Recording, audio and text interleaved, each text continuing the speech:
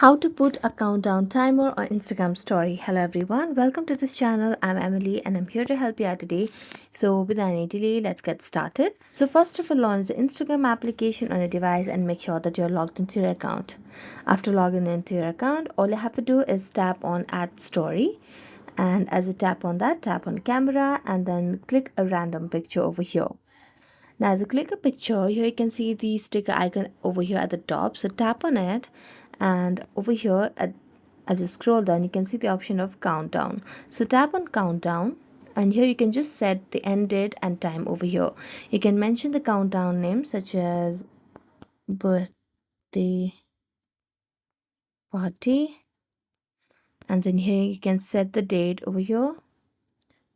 Okay, let me just set it randomly and then tap on over here, and here you have set the countdown. Now you can just post it on your story by tapping on your story. So thank you so much for watching this video. See you next time.